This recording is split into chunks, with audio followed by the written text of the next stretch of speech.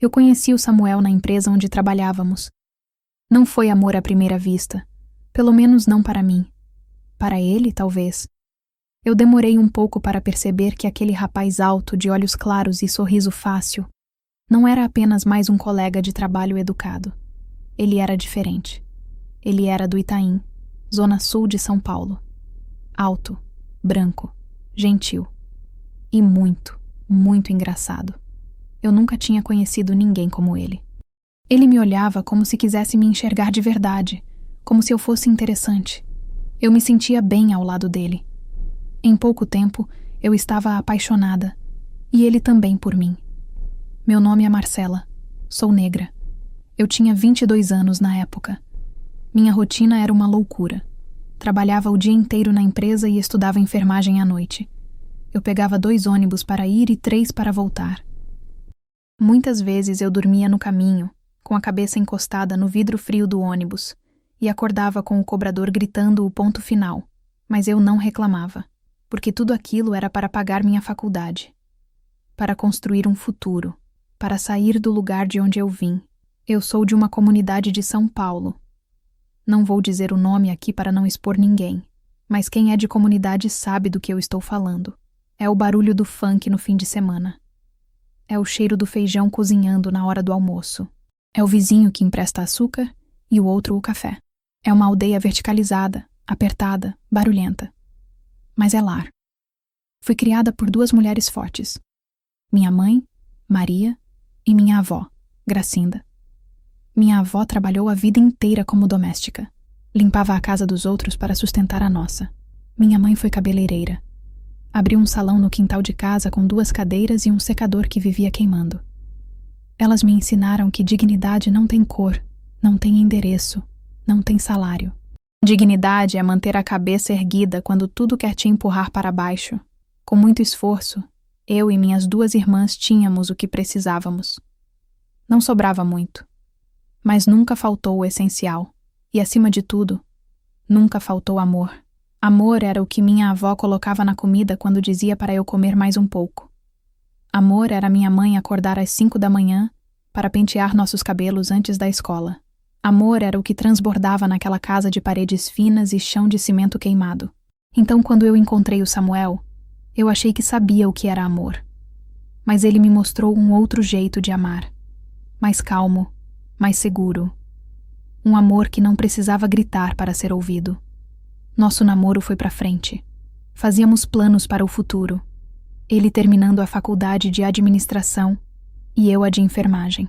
Falávamos sobre morar juntos, sobre viajar, sobre ter filhos. Ele dizia que queria meninas. Eu dizia que queria que elas tivessem o sorriso iguais ao dele. Ele dizia que queria que elas tivessem o meu cabelo, mas ainda era escondido das nossas famílias. Eu tinha receio de levá-lo na minha casa. Não por vergonha. Nunca tive vergonha de onde eu vim, mas eu temia pela segurança dele lá.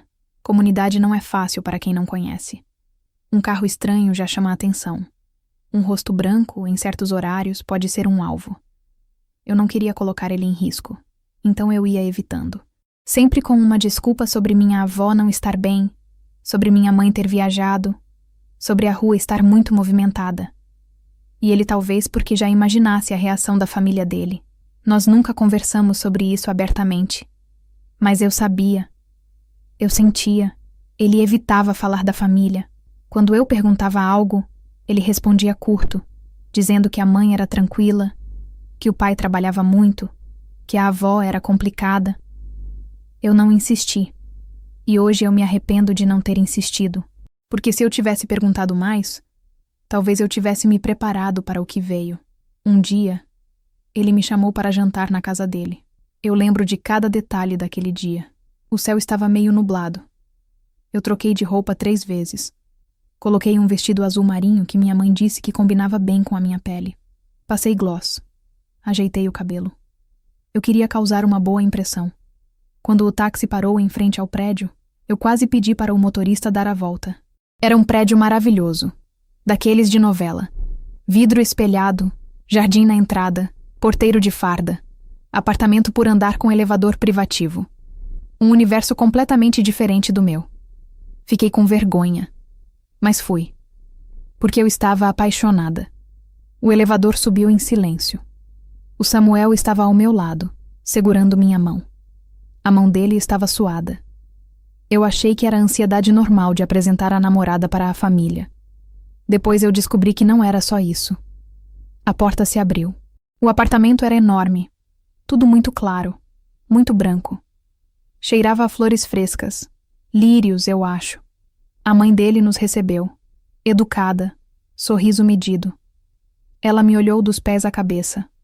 Não com maldade, mas com uma curiosidade que me deixou desconfortável.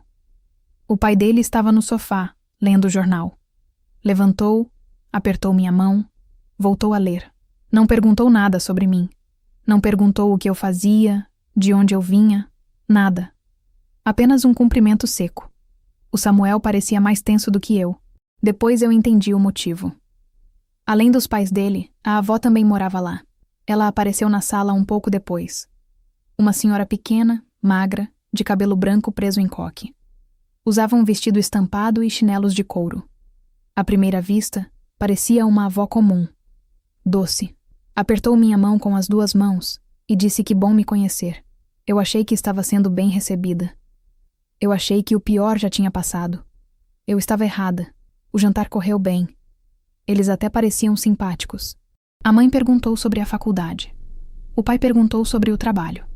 Respondi tudo com calma, com educação, com o melhor sorriso que eu consegui sustentar. O Samuel participava, tentava puxar assunto, tentava deixar o ambiente leve. Mas a avó não dizia nada. Ela apenas observava, mastigava devagar, me olhava por cima dos óculos, até que em um determinado momento ela falou. Não foi no meio da conversa. Foi num silêncio que ninguém preencheu. Ela colocou o garfo no prato, limpou a boca com o guardanapo e disse que nunca tinha pensado em ter bisnetos escuros. A frase caiu na mesa como um tijolo. Ninguém falou nada. O pai fingiu que não ouviu. A mãe abaixou a cabeça. O Samuel ficou vermelho. Abriu a boca para dizer alguma coisa, mas não saiu som. Eu me senti constrangida. Não levantei da mesa. Apenas congelei. Continuei mastigando. Continuei existindo ali como se aquelas palavras não tivessem me atravessado. Mas atravessaram. E fundo. Eu terminei o jantar. Ajudei a levar os pratos. Agradeci pelo convite. Fui educada do começo ao fim. Não dei àquela mulher o gosto de me ver chorar. Mas dentro do táxi, no caminho de volta, eu desabei. O motorista perguntou se eu estava bem. Eu menti. Disse que era alergia. Depois daquela situação, nada foi igual. O Samuel pediu desculpas muitas vezes. Disse que a avó era de outra época, que ela não pensava antes de falar, que ele estava envergonhado, que aquilo não representava o que ele sentia por mim. Eu ouvi. Eu aceitei as desculpas, mas alguma coisa tinha quebrado, não entre nós, dentro de mim. Eu comecei a me perguntar, será que eu queria fazer parte de uma família que me olhava como se eu fosse um problema? Será que eu queria que minhas filhas ouvissem da própria bisavó que a cor delas era um incômodo? Será que o amor do Samuel seria suficiente para me proteger daquele ambiente todos os dias? Eu não sabia responder. E o silêncio foi me engolindo. Semanas depois, consegui um estágio na enfermagem e acabei saindo da empresa. Foi uma decisão profissional. Mas no fundo, eu sabia que aquela distância também era uma fuga. Não chegamos a terminar a nossa relação. Apenas fomos nos distanciando. As ligações ficaram mais curtas. As mensagens, mais espaçadas. O eu te amo foi ficando mais raro, mais pesado, como se aquelas palavras já não coubessem mais no peito. Embora houvesse amor ali. Muito amor. Mas amor, sozinho, não sustenta uma relação quando o mundo lá fora pesa mais. Amor não apaga o racismo. Amor não desfaz a ferida de ser tratada como menos. Amor não faz a sogra te olhar como se você fosse uma exceção, e não uma escolha. Nós nos afastamos, sem briga, sem traição. Apenas o silêncio. O silêncio foi o nosso ponto final.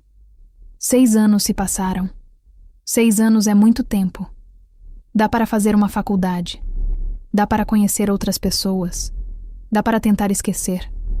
Dá para fingir que está tudo bem. Eu segui minha vida. Concluí a faculdade de enfermagem. Passei em um concurso. Me tornei enfermeira-chefe. Comprei um apartamento aconchegante para minha família. Minha mãe se emocionou quando entreguei a chave para ela.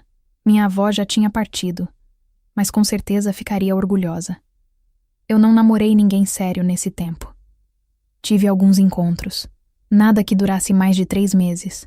Sempre faltava alguma coisa. Sempre faltava o Samuel. Até que um dia, eu encontrei a mãe dele no hospital onde eu trabalhava. Ela estava fazendo tratamento para câncer. Eu sou enfermeira-chefe da unidade oncológica. Foi um choque ver ela ali, mais magra, mais pálida, mais frágil. A mulher que eu conheci naquela noite de jantar agora mal tinha forças para andar. O destino tem um senso de humor cruel, às vezes. Em uma das consultas, a mãe dele pediu para conversar comigo a sós. Eu achei que ela ia reclamar de alguma coisa, que ia pedir outro horário, outro médico, outra enfermeira. Mas não. Ela segurou minha mão. A mão dela estava fria e fina. Ela disse que o Samuel jamais me esqueceu, que ele nunca mais foi o mesmo depois que nos afastamos, que ele tentou, mas não conseguia, que todas as mulheres que apareciam eram comparadas comigo, e que eu sempre ganhava. Ela pediu desculpas. Disse que deveria ter dito alguma coisa naquela noite, que deveria ter defendido a nora que ela nunca teve, que a avó já tinha falecido, mas que antes de morrer perguntou pelo Samuel. Perguntou se ele estava feliz. E a mãe dele mentiu. Disse que sim, mas ele não estava. Ela disse que ele nunca arrumou ninguém sério. Por incrível que pareça, nem eu. Mas não contei isso para ela. Naquele momento, eu só disse para focarmos no tratamento e que o resto a gente via depois. Mas o depois veio mais rápido do que eu esperava. Numa das vezes que ela precisou se internar, o Samuel veio visitá-la. Eu estava no corredor, com o jaleco branco, o crachá, a prancheta na mão. Ele saiu do elevador. O mesmo elevador. O mesmo jeito de andar. O mesmo cabelo, agora com alguns fios grisalhos. Reencontrá-lo fez meu coração acelerar de um jeito que eu achei que só existia em filme de romance. Parecia que nunca tínhamos nos separado. Parecia que os 6 anos tinham sido apenas um intervalo. Um longo intervalo que ninguém pediu, mas que todo mundo precisou. Ele me viu, parou. Abriu um sorriso trêmulo e disse oi. Eu disse oi de volta. Foi só isso, mas foi tudo. A mãe dele melhorou do câncer. O tratamento funcionou. Ou talvez a felicidade de ver o filho feliz de novo tenha curado o que a quimioterapia não conseguiu. Sozinha. Casamos meses depois. Foi rápido, sem festa grande, sem convite para quem não merecia estar ali. A mãe dele veio. O pai dele veio, constrangido. Mas veio. A avó já não estava mais entre nós. Temos 2 filhas lindas, já formadas. Uma é médica, a outra é advogada. As 2 têm o cabelo cacheado igual ao meu. E o sorriso fácil igual ao do pai. Elas sabem a história completa, sem cortes. Contamos tudo para que elas nunca repitam, nunca aceitem menos do que merecem. Samuel foi o único amor da minha vida, não porque não existissem outros homens no mundo, mas porque ele foi o único que me viu por inteira. Não apesar da minha cor, não por causa da minha cor, mas porque ele me viu e continuou vendo, mesmo quando eu mesma parei de me enxergar. Eu quase perdi o amor da minha vida por causa do preconceito da família dele. Quase, mas o quase não me define. Eu sou Marcela, enfermeira-chefe, mãe, esposa, vencedora. Eu vim de uma comunidade. Fui criada por 2 mulheres que nunca tiveram muito, mas sempre tiveram amor transbordando. Minha avó limpava a escada, minha mãe penteava cabelos, e eu salvei vidas. E salvei o meu amor. Eu venci. Não porque o mundo ficou mais justo. O mundo não fica mais justo tão fácil. Mas porque eu me recusei a aceitar que o ódio dos outros fosse maior que o meu amor. Se você está aí e já ouviu que não era boa o suficiente para alguém por causa da sua cor, da sua origem, do seu endereço, do seu cabelo, do seu jeito de falar, escuta. O problema nunca foi você. O problema é quem não soube te enxergar. E quem te perder por isso não merecia mesmo te encontrar. Deixa ir. Dói. Vai doer. Mas depois passa. E quando passar, você vai olhar para trás e agradecer por não ter se diminuído para caber num lugar pequeno. Porque o amor de verdade não exige que você encolha. O amor de verdade te expande. E ele sempre, sempre volta. Se for para ser. E comigo, era para ser.